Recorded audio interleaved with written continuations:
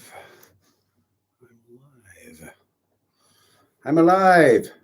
Woo! I'm alive. Hi, people. Uh,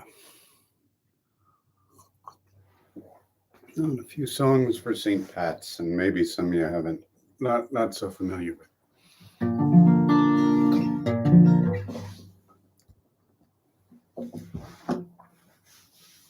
I tell you.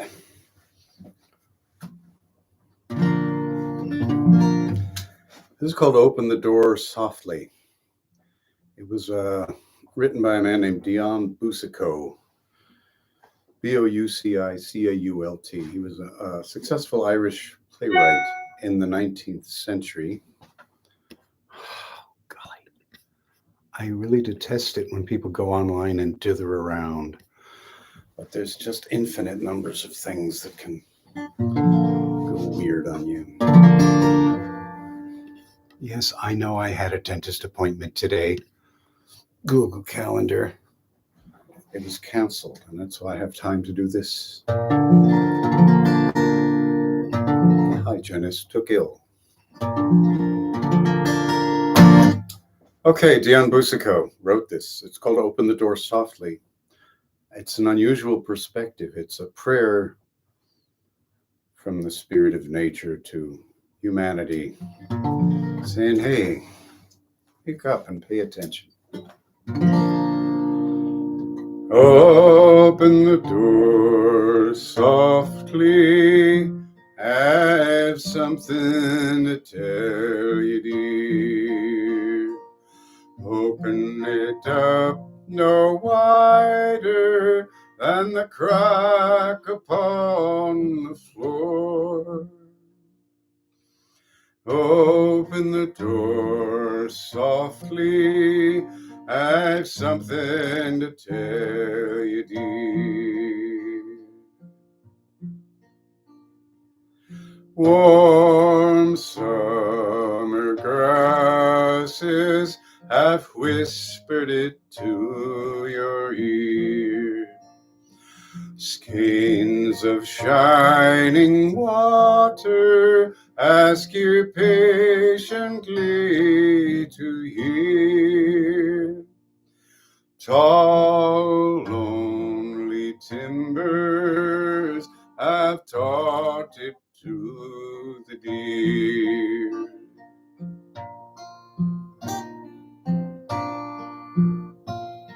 Sad winds at autumn will tell you as they pass by. Wild geese flying eastward leave their music in the sky. Listen at evening and answer the wild bird's cry. Open the door softly, I've something to tell you, dear. Here's a poem by James Stephens called The Goat Paths. He refers to furze, F-U-R-Z-E. It's not like a fir tree. Furze is a spiny evergreen shrub with yellow flowers.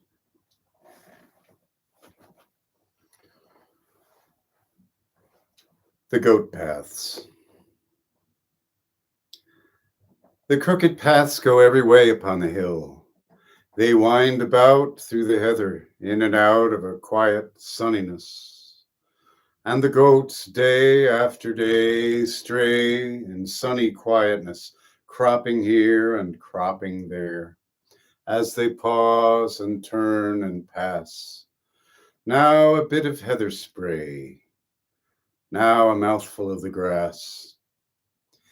In the deeper sunniness, in the place where nothing stirs, quietly in quietness, in the quiet of the firs, they stand a while, they dream, they lie, They stare upon the roving sky. If you approach, they run away. They will stare and stamp and bound with a sudden angry sound to the deeper quietude, to the place where nothing stirs in the quiet of the firs, to crouch them down again and brood in the sunny solitude. Were I but as free as they, I would stray away and brood. I would beat a hidden way through the quiet heather spray to a sunny solitude. And should you come, I'd run away. I would make an angry sound. I would stare and stamp and bound to the deeper quietude, to the place where nothing stirs in the quiet of the firs. In that airy quietness, I would dream as long as they. Through the quiet sunniness, I would stray away and brood all among the heather spray in a sunny solitude. I would think until I found something I can never find, something hidden on the ground in the bottom of my mind.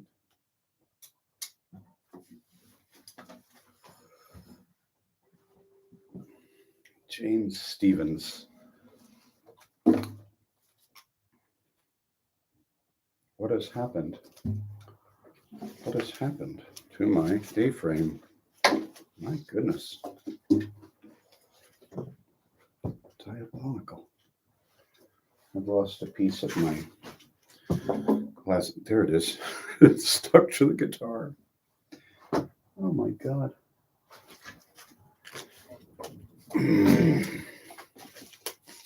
Well, I'm just going to play without it. It holds the guitar up for me, but I will just balance it on my knee. This is called Kitty McGee. I had this on a Tommy Makem record, and he had it through oral tradition, but I tracked down the original version, which was written by Francis Fahey, who was a popular songwriter in his day. He was born in 1854 and lived to 1935. Kitty McGee. So he's comparing Kitty McGee falling in love with her to a religious experience. He says her lips might tempt a saint to taste. And then he says, darling dear, the shrove is near. Say the word I'm dying to hear. The shrove is the 3 days of confession before Ash Wednesday in early March. So he's saying, confess your love to me. Here we go. I have kissed and courted them all, gentle and simple, short and medium and tall, but kept a merry heart free, till it was stole unknownst by Kitty McGee. Her laughing face, her slender waist, her lips might tempt a saint to taste. Sure it was small blame to me to lose my heart to Kitty McGee. It was down at Ballina Fair, Calins and boys were gaily tripping it there, and I, the soul of the spree, when I set eyes on charming Kitty McGee. Her smile so sweet, her step so neat, hide and seek, her 2 little feet, gliding like a swan at sea, handsome, winsome Kitty McGee. And now I'm dreaming all day, sighing from dark to dawn, and wasting away like a lone bird on a tree, finding the long hours through for Kitty McGee. At dance or wake, no sport I make, home or out, no pleasure I take. Nothing at all I hear or see, but makes me think of Kitty McGee. How will I anyone face Kitty of store if you won't pity my case? 'Tis tired of living I'll be if I don't win my darling Kitty McGee. Say, whisper, dear, the shrove is near. Say the word I'm dying to hear. Promise me soon, my own, you'll be roguish, coaxing Kitty McGee.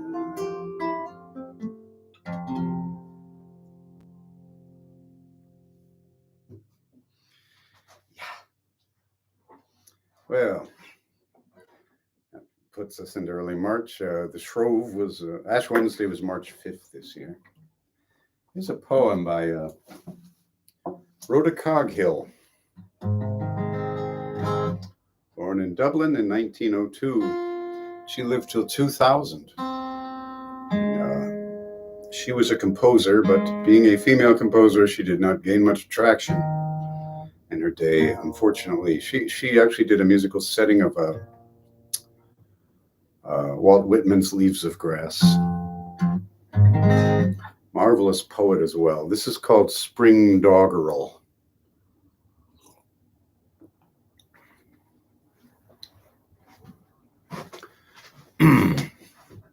Right? Yeah. When the shy, slender thrush makes arrowy silence as she leaves her tree and slips to shelter among further boughs. When long March morning shadows spread like veils hinder the grass, and daisies in poor pasture lean the same way. When primroses are scarce, and the whole wren shouts in her brave great song, where each white lamb traffics with its own mother, spring looks between penciled trees as a wayward child through her dark tumbled hair. She wears the dandelion, her bodice laced with catkin and with kingcup. Then cowslips grace the grass, and lazy cattle move tortoise necks to lick their spotted flanks. Then creaking tit and grating chaffinch flit within the maybush, and a singing school of linnets shakes the blackthorn's rimy lace and balanced blackbird's light on yielding twigs. The water in the shallow ditch is stitched with thronging minnows, with their shadows, while from that blurred, blinding loudspeaker sky comes pouring like sunlight the lark's noisiest music. Now, this is another poem. It's written by Joseph Campbell. He also had a Gaelic name, which I can't pronounce, but he used, not the mythologist, a poet from Ulster, born 1879, lived to 1945. Very interesting man. I'll tell you more about him later. This is one of his lyrics, which is very song-like. So I set it to this tune. He also wrote to tunes. So I'll do one of his lyrics. He wrote it as a song after this. This is called "I Will Go with My Father a Plowing." And when he says the finch on the greening slow, it's SLOE, like a plant from which we get sloe gin, which I don't know if I've ever had, but I will go with my father a plowing. Lyrics, Joseph Campbell. I will go with my father a plowing to the green field by the sea. The rooks and the crows and the seagulls will come flocking after me. I will sing to the patient horses with the lark and the white of the air, and my father will sing the plough song that blesses the cleaving share. I will go with my father a sowing to the red field by the sea. And the rooks and the gulls and the starlings will come flocking after me. I will sing to the striding sowers with the finch on the greening slow, and my father will sing the seed song that only the wise men know.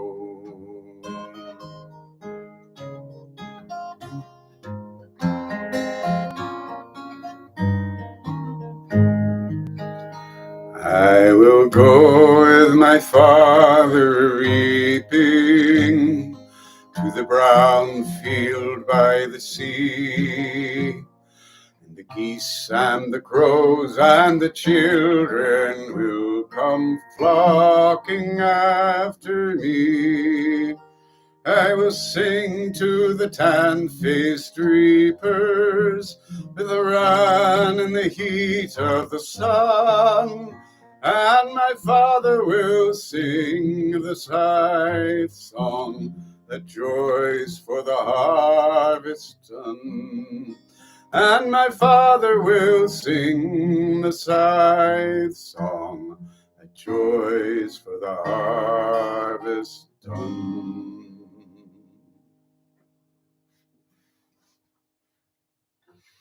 So Joseph Campbell, along with a composer, collector of tunes named Herbert Hughes, published a book called Songs of Uladh, or Songs of Ulster. It's Gaelic, Uladh, in 1903. And there's a couple songs in there that have stayed in the repertoire. One is My Lagan Love, very beautiful. People don't know that Joseph Campbell wrote the lyric. And the other is this one, The Garton Mother's Lullaby, written to an old Donegal tune. So Eval is a fairy, and Shivra is a banshee. The Green Man is another mythical figure.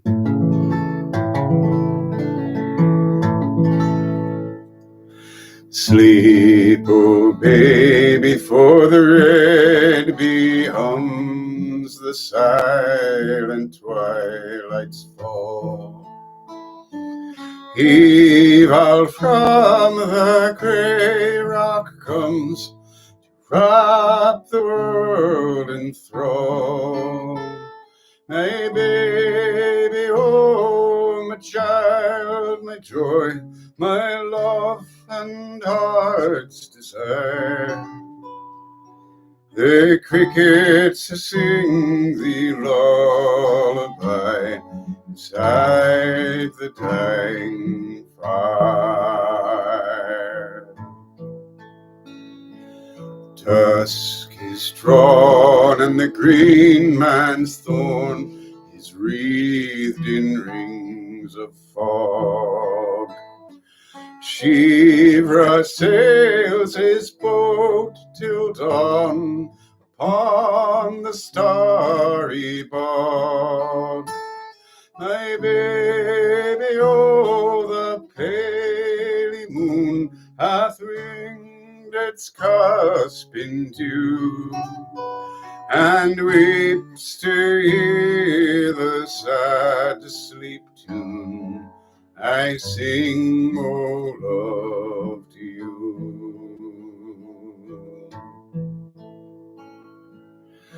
Faintly sweet doth the chapel bell ring o'er the valley dim. Charaman's peasant voices swell in fragrant evening hymn.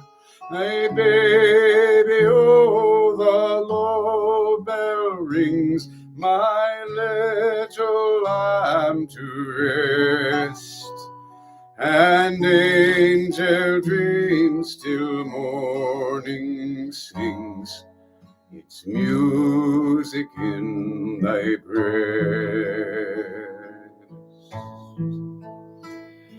Sleep, oh baby, for the red bee hums, the silent twilight's fall.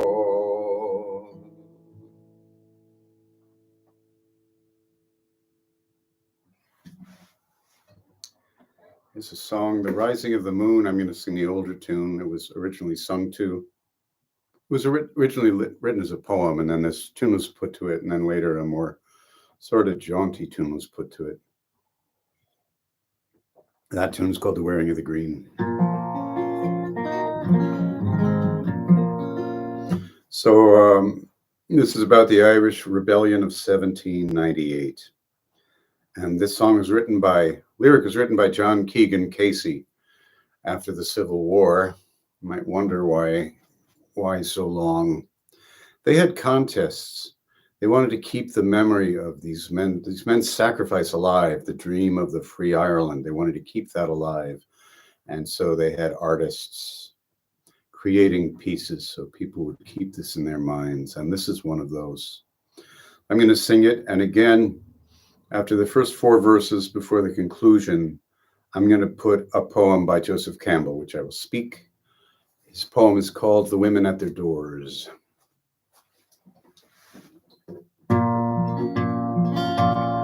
Oh, then tell me, Sean O'Farrell, tell me why you hurry so. Hush me, Bucco, hush and listen, and his cheeks were all aglow. I have orders from the captain, get you ready quick and soon, for the pikes must be together by the rising of the moon. Oh, then tell me, Sean O'Farrell, where the gathering is to be. In the old spot near the river, right well known to you and me. One word more for signal token, whistle up the marching tune.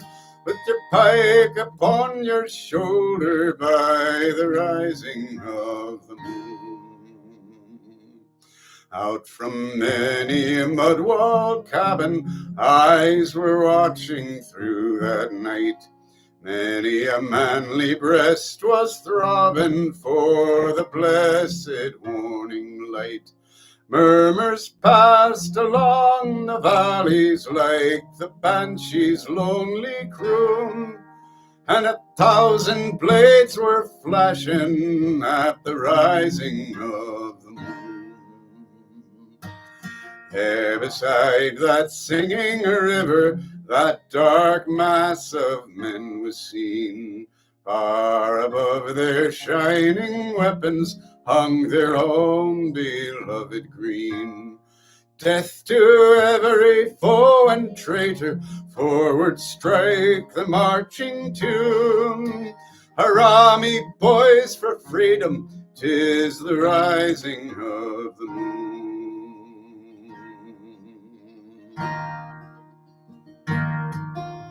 The babes were asleep in their cradles.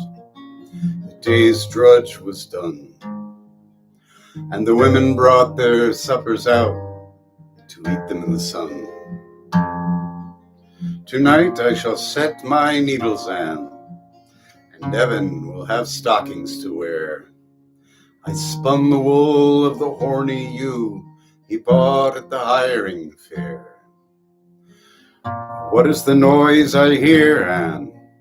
It is like the cheering of men. God, keep our kind from the devil's snare. And the women answer, Amen.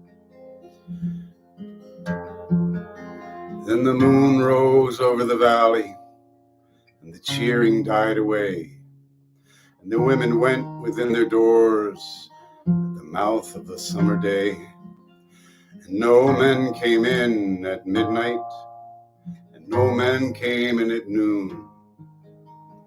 And the women keened by their ashy fires, till their faces were haggard and wan, for they knew they had gone to the trysting with pike and musketoon, to fight for their hearths and altars at the rising of the moon.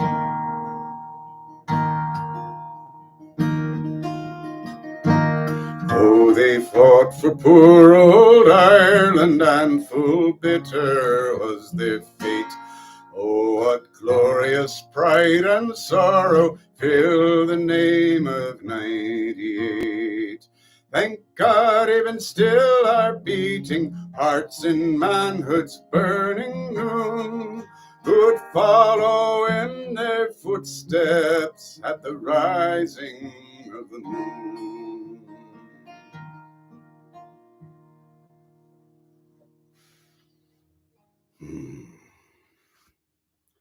Should be no men came in at the dawn, not noon there. Perfection eludes me, my friends.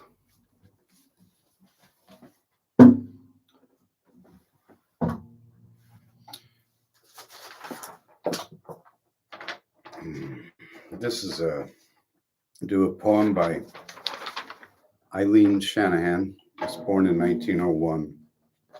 It's called Three Children Near Clonmel.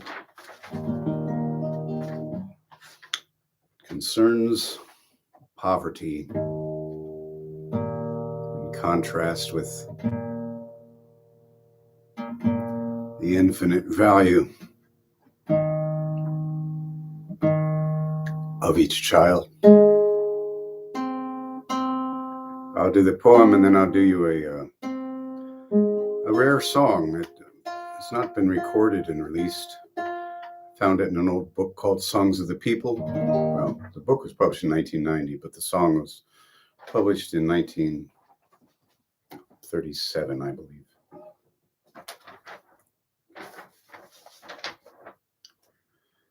I met three children on the road. The hawthorn trees were sweet with rain. The hills had drawn their white blinds down. Three children on the road from town. Their wealthy eyes in splendor marked their faded rags and bare wet feet. The king had sent his daughters out to play at peasants in the street. I could not see the palace walls. The avenues were dumb with mist. Perhaps a queen would watch and weep for lips that she had borne and kissed. And lost about the lonely world with treasury of hair and eye, the tigers of the world will spring, the merchants of the world would buy.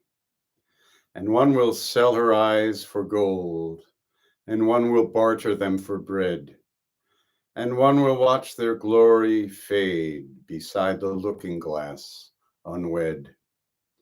100 years will softly pass, yet on the Tipperary hills, the shadows of a king and queen will darken on the daffodils. And here's the band Waterside.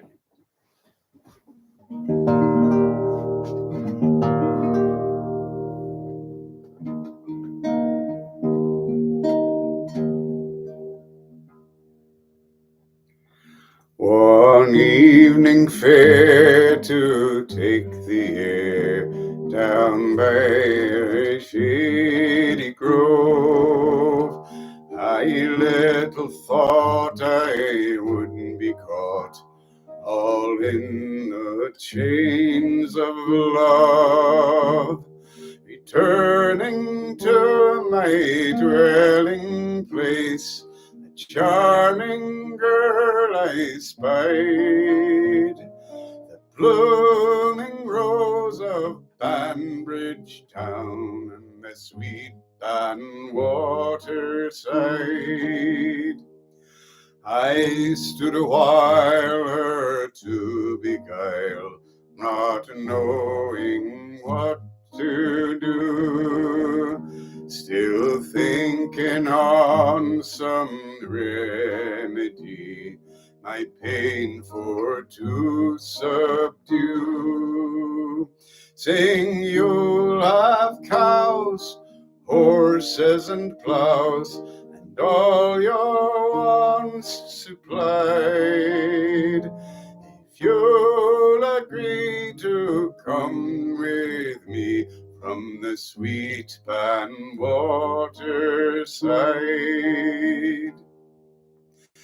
If you with chains of Cupid would my happiness destroy, or with your art would steal my heart, I pray you pass me by. Though I have neither cows nor lands, yet God will be my guide, and a servant plain I will remain by the Bann waterside. If you be poor, do not endure to live in poverty, for I have money plenty to support both you and me. And while I'm worth 1 shilling, love, with you I will divide. So rise up now and come away from the sweet Bann waterside. It's to conclude and finish, and to let all lovers see. She now is mistress of my heart and all my property. She has both lands and houses and money to divide. And I bless the day I chance to stray by the sweet Bann waterside.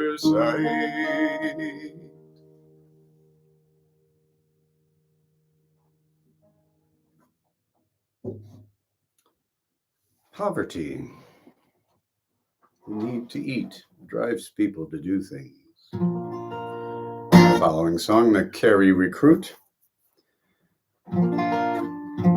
This fellow joins the army to find some excitements. It's more than he bargained for. A wonderful song. I learned this from the singing of Seamus Ennis, great Irish traditional singer and piper. I was lucky to encounter his music in my teens. At the age of 19, I was a digging the land with me brogues on me feet and me spade in me hand. Says I to myself, what a pity to see such a fine strapping lad digging turf in Tralee with me touring and with me touring and with me touring and So I buttered me brogues and shook hands with me spade and went off to the fair like a dashing young blade. Up steps a sergeant, says, will ye enlist? Sure, sergeant, says I, slip the bob in me fist with me touring and with me touring and with me touring and The first thing they gave me, it was a red coat with a lump of fine leather to tie around me throat. They gave me a queer thing, I said, what is that? Why, sure, a cockade for to stick in your hat. With me touring and with me touring and with me touring and The next thing they gave me, they called it a horse, with saddle and bridle, me legs for to cross. I give it the bit and I give it the steel, and Holy Mother, she went like an eel with me touring and with me touring and with me touring and The next place they marched us was down to the sea, on board a great warship bound for the Crimea, with 3 sticks in the middle, all hung with white sheets. She'd walk on the water without any feet, with me touring and with me touring and with me touring and We reached the Balaclava all safe and sound, and hungry and weary we lay on the ground. Next morning at daybreak a bugle did call, and served a hot breakfast of powder and ball. With me touring and with me touring and with me touring and ooring and We licked them at Alma and at Inkerman, but the Russians, they foiled us at the Red Ann. In scaling the ramparts, myself lost an eye, and a great Russian bullet ran away with me thigh. With me touring and with me touring and with me touring and ooring and All bleeding and dying, I lay on the ground, with arms, legs, and feet all scattered around. Says I to myself, if me father were nigh, he would bury me now, just in case I should die. With me touring and with me touring and with me touring and ooring and But a surgeon come by and he soon stops the blood, and he gave me an elegant leg made of wood, and they gave me a pension of 10 pence a day, and contented with the shallocks I live on half pay. With me touring and with me touring and with me touring and ooring and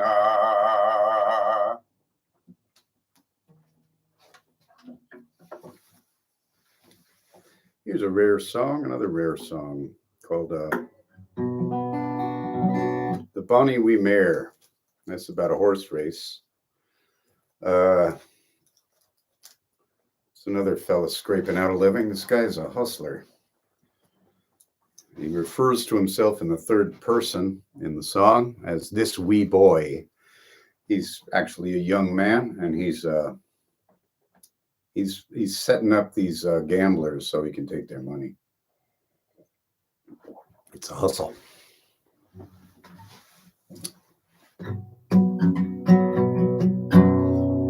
It been on the 8th of October last, when fairs was over and markets past, I'd a bonny wee mare, a nice race mare, bonny wee dun with 2 split ears, with my tiddy right, fa la la la, fi tiddy I dee. When this wee boy got on its back, they filled to him a glass of sack, saying, come, me boy, don't let her go off, but hold her in with a lively swing, with my tiddy right, fa la la, fi tiddy I dee. The first 3 miles that we rode on, my bonny wee dun, she lie behind, which makes the sportsman shout and say, here's 50 pounds on the lively bay, with my tiddy right, fa la la la, fi tiddy I dee.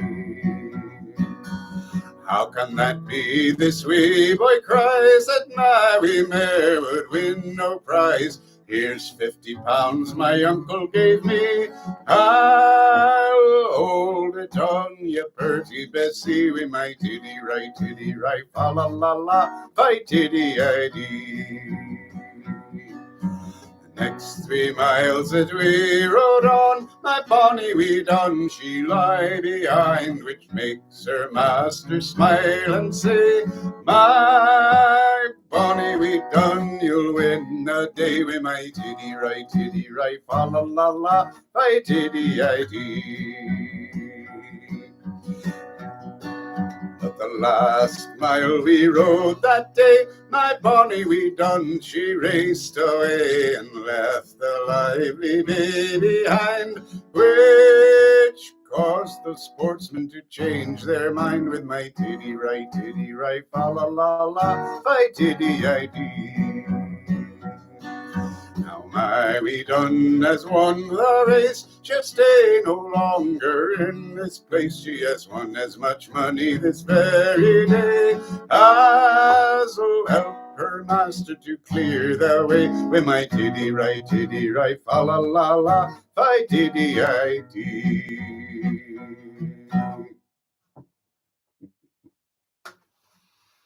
scraping out a living. Here's another song about that. I first heard the word spalpeen. It was sung by Paul Brady, who did this incredible version of Arthur McBride, who recorded it, revived the song and recorded it in the 70s. And there's these recruiting sergeants trying to recruit these young guys, and they tell them to go to hell and beat them up. It's a wonderful song. But I, says the sergeant, I'll have no such chat, and I neither will take it from spalpeen nor brat. For if you insult me with one other word, I'll cut off your heads in the morning. And Arthur and I, we soon drew our hods, and we scarce gave them time for to draw their own blades, when a trusty shillelagh came over their heads and bade them look sharp in the morning. Anyway, I asked my friend Roy, who's from Derry. He played with a group called Fiddler's Elbow, Roy Arbuckle. They used to come through Chicago and play these big Irish clubs for a month at a time, fill the room. Fantastic music. Anyway, Roy said it's a lower class person. But the older meaning, 19th century, meant a farm worker who owned one tool. You were able to acquire a tool, and so you would, whatever harvest required that tool, you could get a job for that season. So that's a spalpeen. And this song was published in P.J. Joyce's book, Ancient Songs of Ireland or something. I forget the name of it. P.J. Joyce published it in the 19th century, and it's called The Spalpeen's Complaint of a Galbally Farmer. It's quite a complaint. It's, I think, meant to be both entertaining to his fellow farm workers. They used to stay in Scotland. They called them bothies. The farm workers would be housed, in a building, and they would sing songs. And they'd, if the working conditions were lousy, you'd write an entertaining song about it, and you'd also be warning people not to work for this guy if they were not fair to you. So in this case, his name was Darby O'Leary, the infamous Darby O'Leary, infamous because of the song. Michaelmas is September 29th. One evening of late, as I happened to stray to the county Tipperary, I straight took my way to dig the potatoes and work by the day. I hired with a Galbally farmer. I asked him how far we were bound for to go. The night it was dark and the north wind did blow. I was hungry and tired and my spirits were low. I got neither whiskey nor cordial. This miserable miser, he mounted his steed. To the Galbally mountains he posted with speed.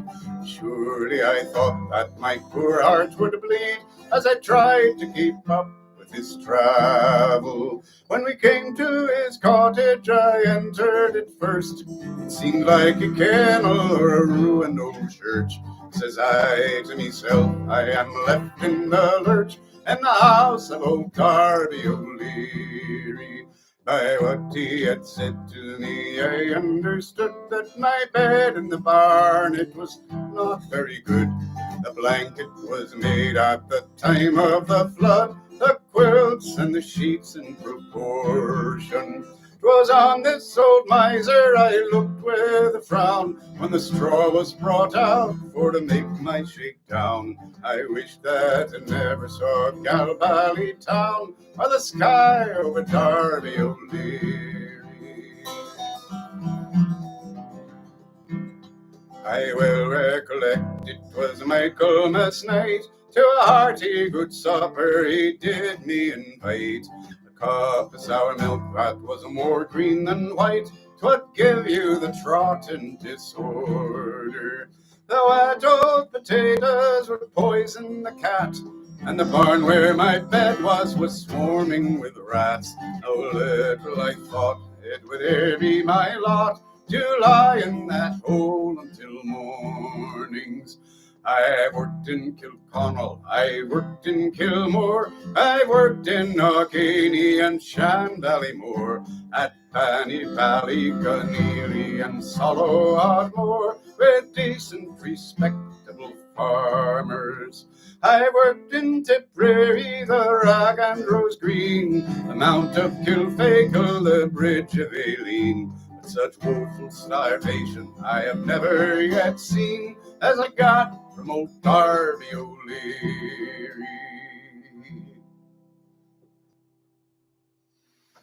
Do you a poem, another poem by the man who wrote The Goat Paths.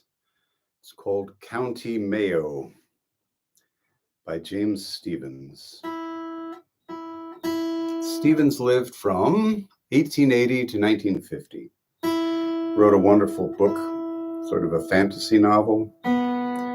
Maybe myth is a better term for it.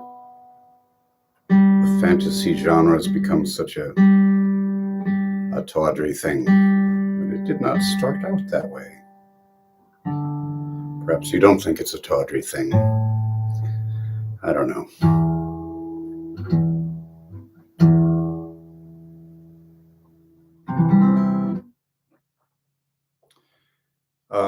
Yeah, this is County Mayo by James Stephens. Now, with the coming in of the spring, the days will stretch a bit, and after the feast of Bridget, I shall hoist my flag and go. For, since the thought got into my head, I can neither stand nor sit until I find myself in the middle of the County Mayo.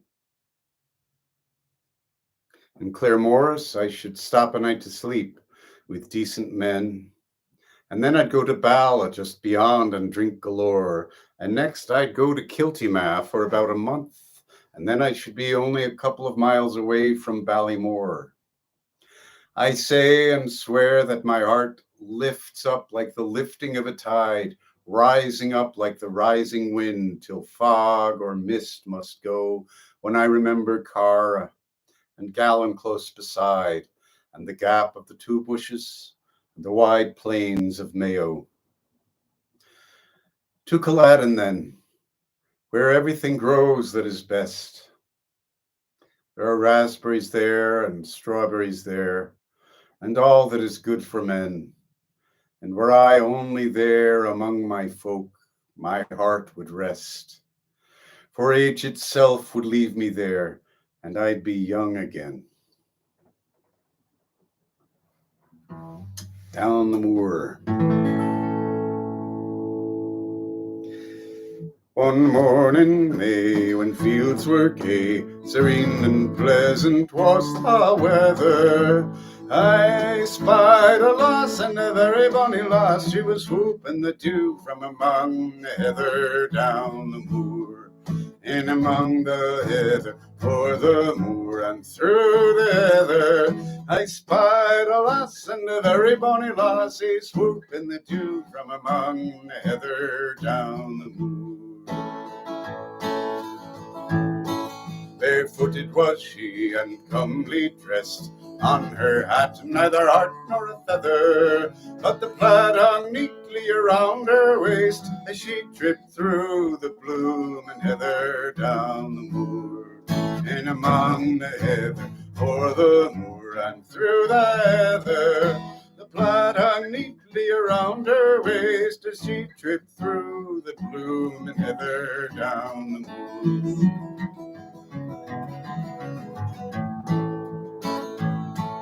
I stepped up to this fair young maid, and asked of her, what brings you hither? She answered me, down by the bonny burnside, I'm herding all my ewes together down the moor. In among the heather, o'er the moor and through the heather, she answered me, down by the bonny burnside, I'm herding all my ewes together down the moor. I courted her from morn till e'en, my heart was light as any feather, until the beams of the red setting sun come a-shining down in among the heather down the moor. In among the heather, o'er the moor and through the heather, until the beams of the red setting sun come a-shining down in among the heather down the moor.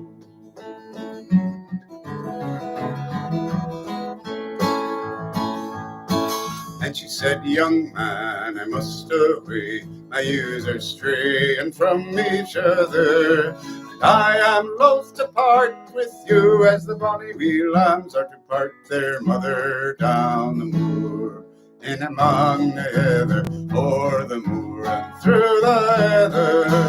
I am loath to part with you as the bonny wee lambs are to part their mother down the moor. Up she stood and away she trod. I ne'er can think of any other. If I were king, she would be queen, the bonny lass I met in among the heather down the moor. In among the heather, o'er the moor and through the heather. If I were king, she would be queen, the bonny lass I met in among the heather down the moor.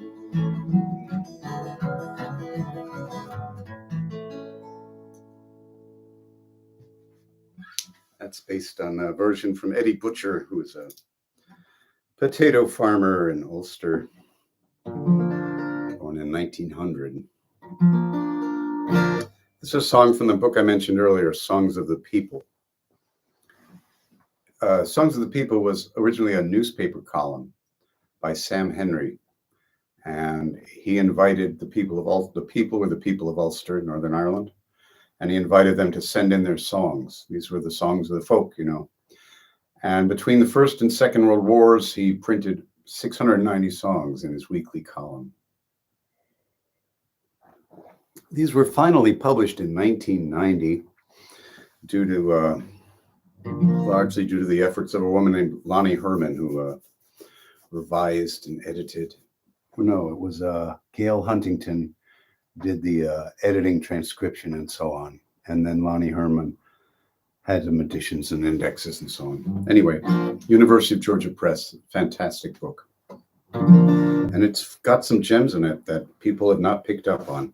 So I thought this little green shirt would be kind of a touch, because I thought the bigger green shirt was a little too dark. But Facebook and YouTube are different animals, and the lime green looks like disgusting on here. So now I'm buttoned up.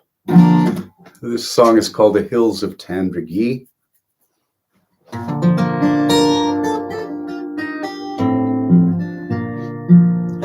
When my love wakes in the morning, she oils and combs her hair, and dresses in her superfine for to meet her dear.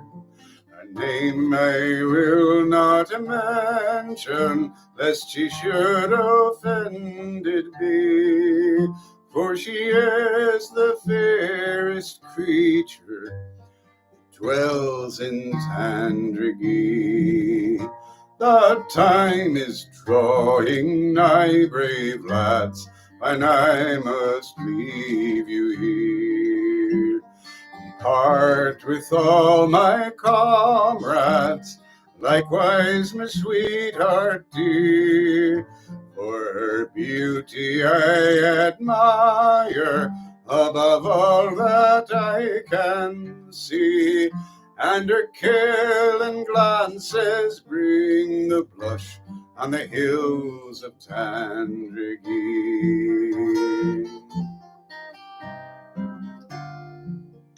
Farewell unto my native rocks, likewise ye grand old shore, where with my daily comrades I've trod the sands all o'er.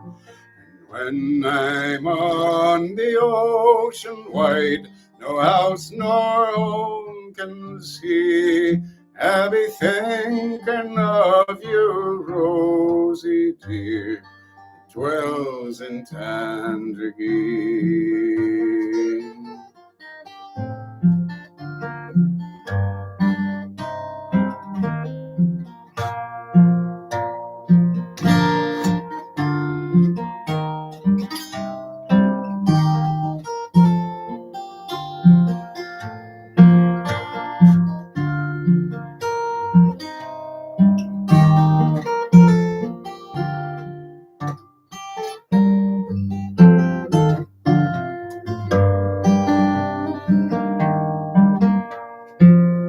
When my love wakes in the morning, she walks down to the sea to watch for the ship returning that bore her love away.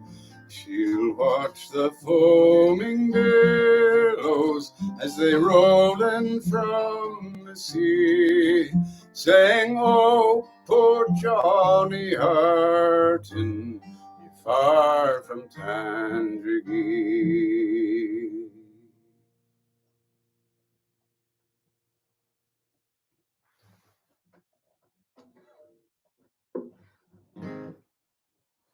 Here's another, this is a transportation song. This is Leaving Ireland for America. And it's done by Paul Brady, again, revived this from singing, I think, of Frank Hart, who had a 5 or 6 verse version, which everyone's picked up on. But this was printed in Songs of the People, and it had many more verses. And 2 of those verses represent something missing from the other song, which are moments of beauty and gratitude. So it's a very different tune, too. The other tune is great. It's Mixolydian, but this is a pentatonic melody.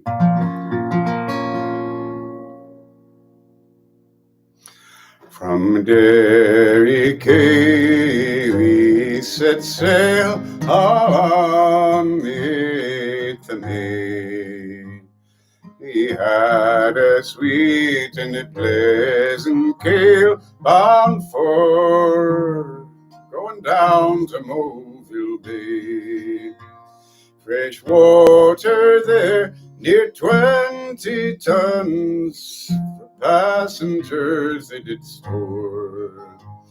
Lest we should want going to St. John's, far away from the Shamrock shore. That evening at 6 o'clock, our anchor we did weigh.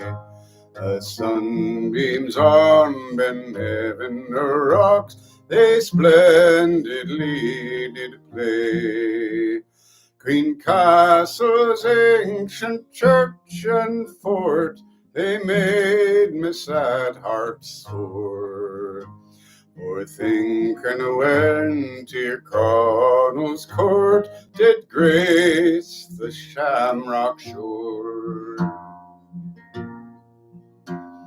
Along the coast we came in sight of famous Marlin Head, and in its trough far to the right rose out of the ocean's bed.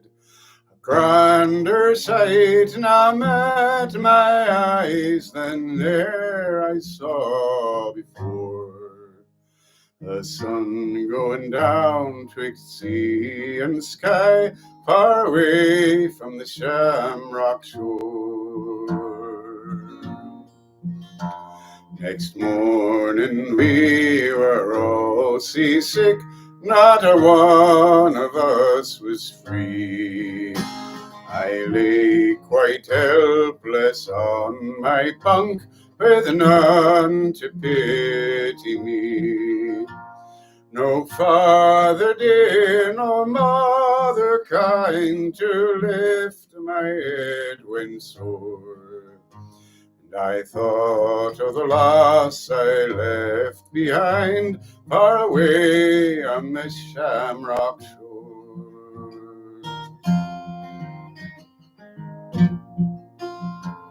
Then lo, a dreadful storm arose, the seas and mountains roll. Blue lightnings flash on every side, and rush from pole to pole. Regardless both the winds and waves, and the hoarse loud thunders roar, our gallant crew the tempest braved, far from the Shamrock shore. We safely reached the other side in 33 days, and drank a parting glass before we took our several ways. We took each comrade by the hand, perhaps to meet no more. And we drank a health to old Ireland and friends on the Shamrock shore.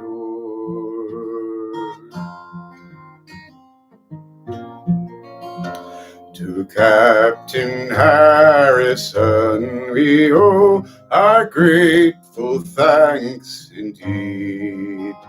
He and his crew were never slow to help us in our need.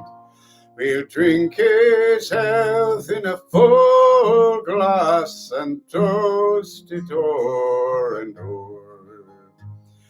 May he still in safety pass to and from the Shamrock shore.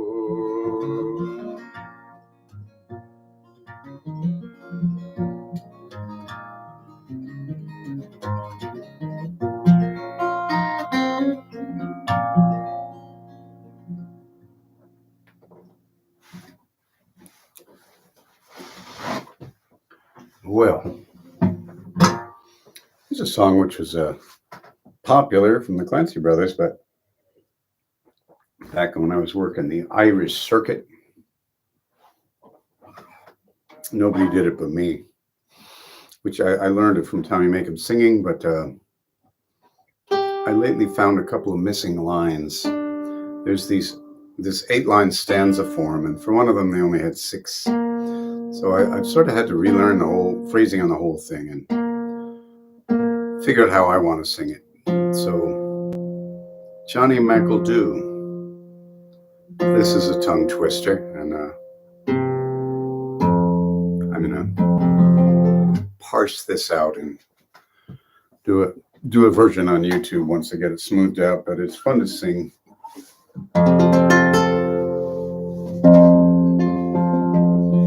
There was Johnny McEldew and McGee and me, and a couple or 2 or 3 went on a spree one day. We had a bob or 2 which we knew how to brew, and the beer and whiskey flew, and we all felt gay. We visited McCann's, McElman's, Humpty Dan's. We then went into Swan's, our stomachs for to pack.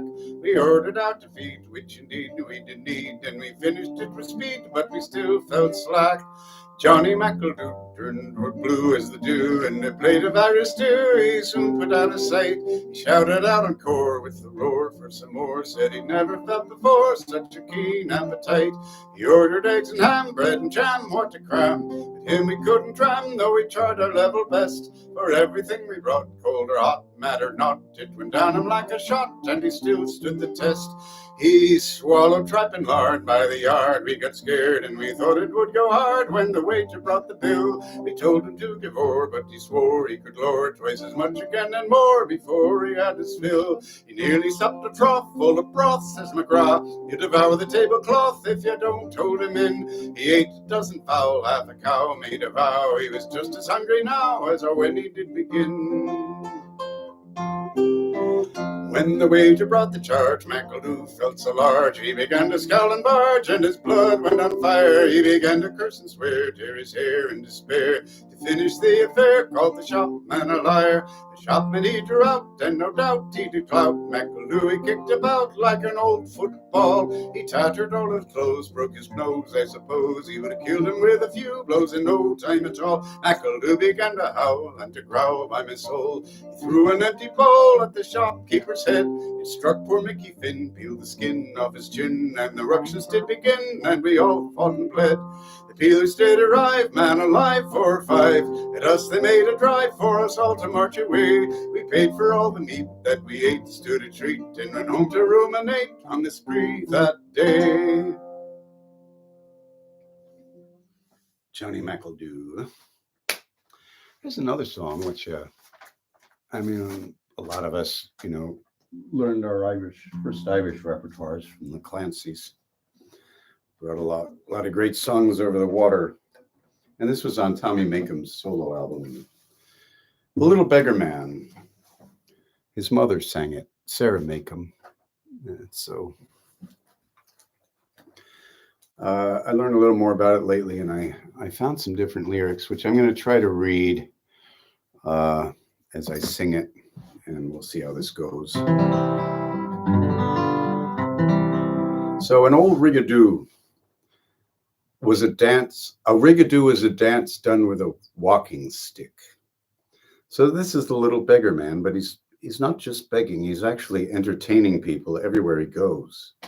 And that's how he's earning his way. And he describes how he's entertaining people as he goes on, including singing the song at the end. So, yeah, a rigadoo is a dance done with a walking stick. I am a little beggar man, a begging I have been for 80 years in this little Isle of Green. Along the Liffey way down to Killyloo, and I'm known by the name of Old Johnny Doo. Of all the trades and callings, the begging is the best, for when a man is tired, he can sit down and rest.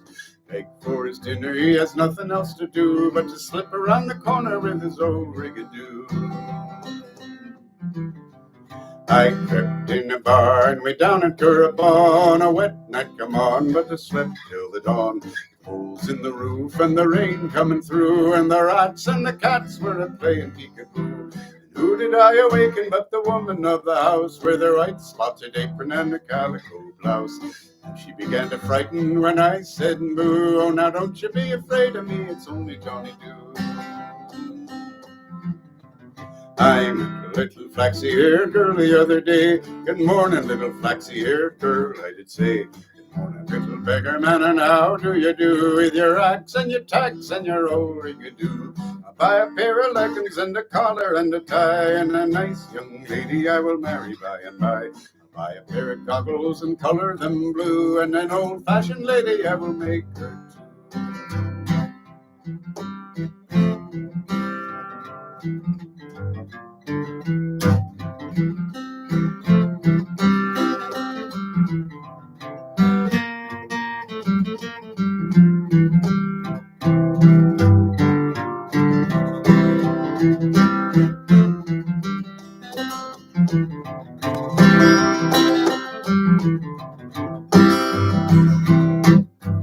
Along the high road with my bag upon my back, over the fields with my big haversack, with holes in my shoes and my toes peeping through, singing tither yumpa daddy with my old rigadoo. So now my song is ending, I'll bid yous all good night.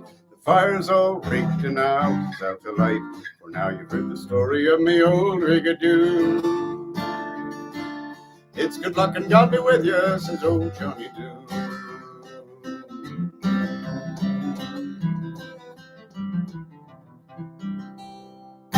Never could flat pick worth a damn. I'm actually left-handed. The right hand does that stuff. My right hand it's slow coming along. But I'm 67 now, and I think by the time I'm 70, I'll be able to play that one pretty well. Well, we're getting near the end of our show.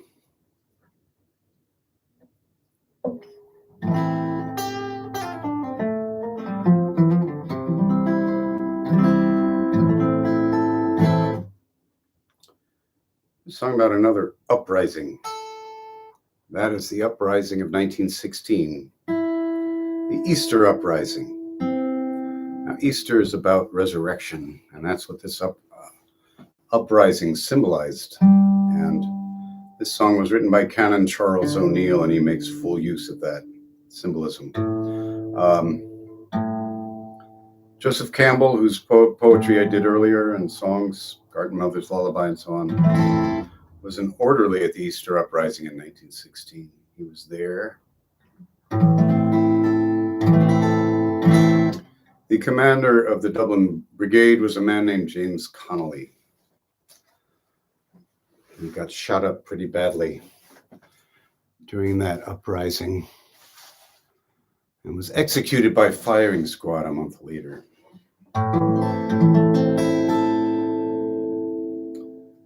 The wild geese in this song is what they called the Irish soldiers, the wild geese. So London was sending these young Irishmen to die in Turkey and places like that, even while they were oppressing the Irish.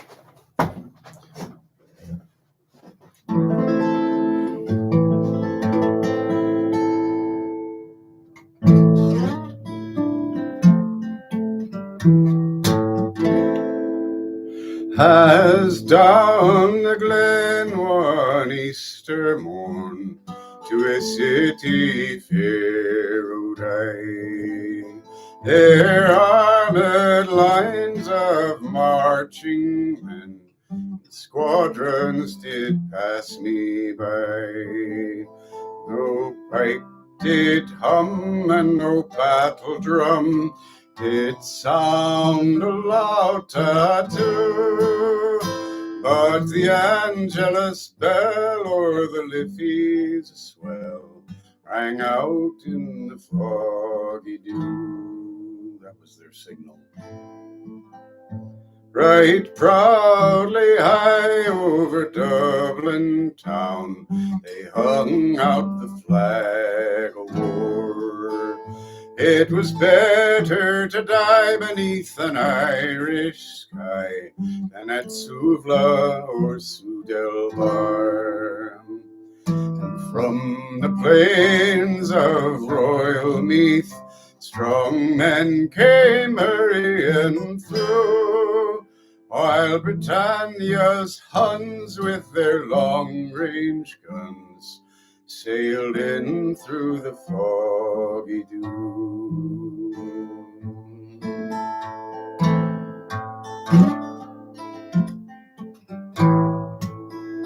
It was England that bade our wild geese go, that small nations might be free.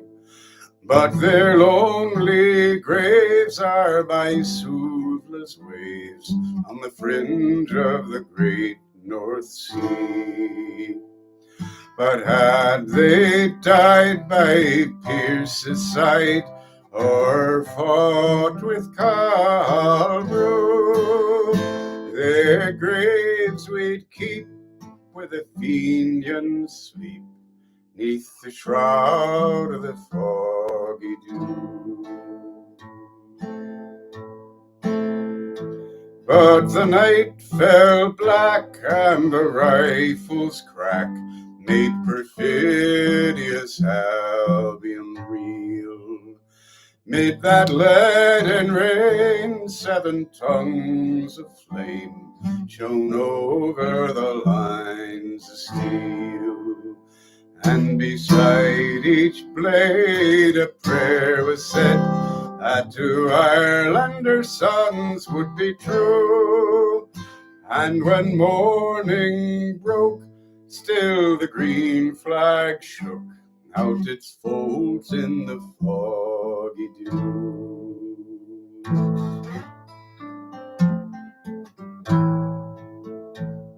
But the bravest fell and the requiem knell rang mournfully and clear for those who died at Eastertide in the springtime of the year. And the world did gaze in deep amaze at those fearless men and few who bore the fight at freedom's light might shine through the foggy dew. As back through the glen I rode again, my heart with grief was sore, for I parted then with gallant men whom I never shall see more. and to and fro in my dreams I go, and I kneel and I pray for you. For slavery fled, oh glorious dead, when you fell in the foggy dew.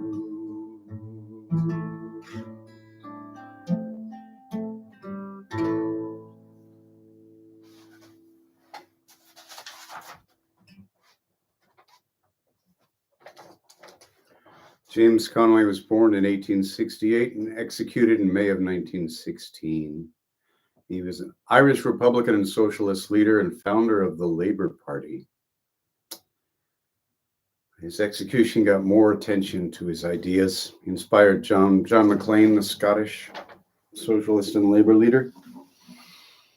A quote from James Connolly: "The female is the slave of the slave," was at the time.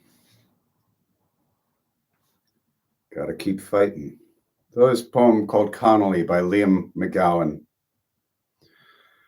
The man was all shot through that came today into the barrack square. A soldier I am not proud to say we killed him there. They brought him from the prison hospital. To see him in that chair, I thought his smile would far more quickly call a man to prayer.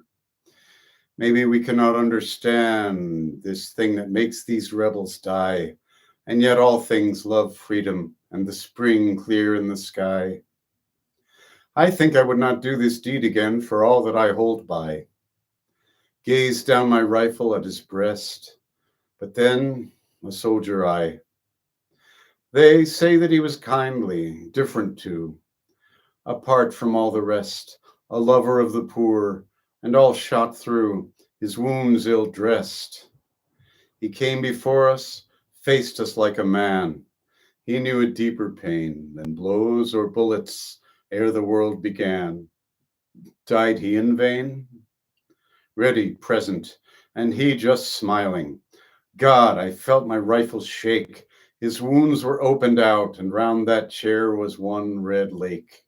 I swear his lips said fire when all was still, before my rifle spat that cursed lead, and I was picked to kill a man like that. Oh, my God. I got one more for you. This is a lovely song from one of the loveliest people I've met in this world, Calhoun Sands from Rostrevor, County Down. He wrote this in the 90s after seeing a public television special by about Vedran Smilovich, who was a cellist with the symphony in Sarajevo. The symphony building was destroyed by the shelling during the war, and 22 people were killed in the marketplace.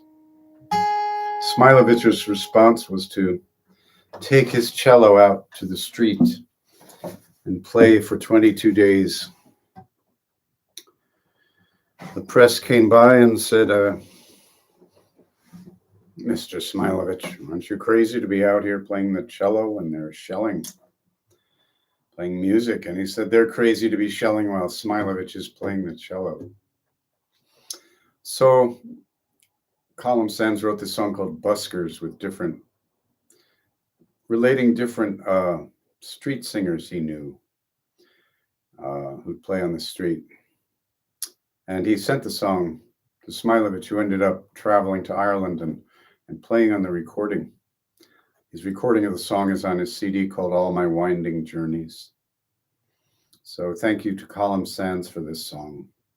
And thank you for listening. I'm going to say goodnight with this one. A good day. Good St. Patrick's Day. I saw them on the streets of Clones at a feast day long ago. A white-haired man with a fiddle, his brother had an old banjo. They're blind, said the woman beside us, By God, them boys can play. That's the swallow's tail, said my father, and the music took us all away. And if you stop to listen, they're playing for you and I, and their music sings along the strings between the earth and the sky, between the earth and the sky.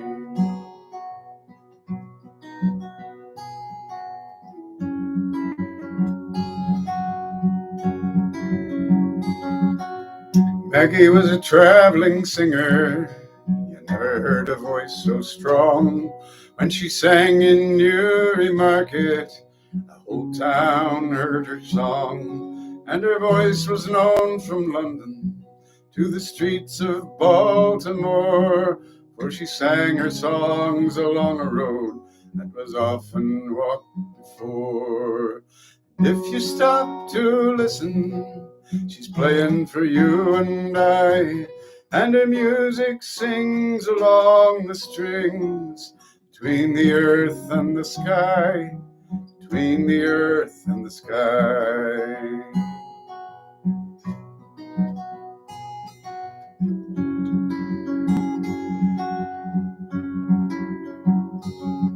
Beside Calhoun Cathedral, a crowd had gathered round. There was singing, there was laughing, and we hurried towards the sound. He said, "That's Klaus the fiddler. He comes here every day." Left the orchestra behind him so that everyone could hear him play. And if you stop to listen, he's playing for you and I, and his music sings along the strings between the earth and the sky, between the earth and the sky.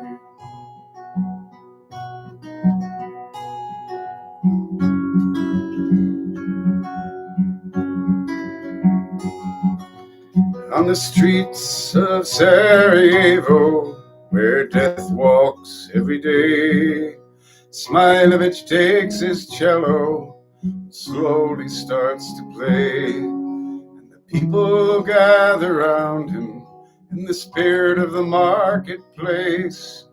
His music brings both tears and smiles, it changes every face. If you stop to listen, he's playing for you and I, and his music sings along the strings between the earth and the sky, between the earth and the sky. Music echoes all around, no matter where I stray, like the panpipes from the Andes on Grafton Street today. Some will give them money, some will pass them by, as their music fills the lonesome place between the street and the sky. And if you stop to listen, they're playing for you and I, and their music sings along the strings between the earth and the sky, between the earth and the sky.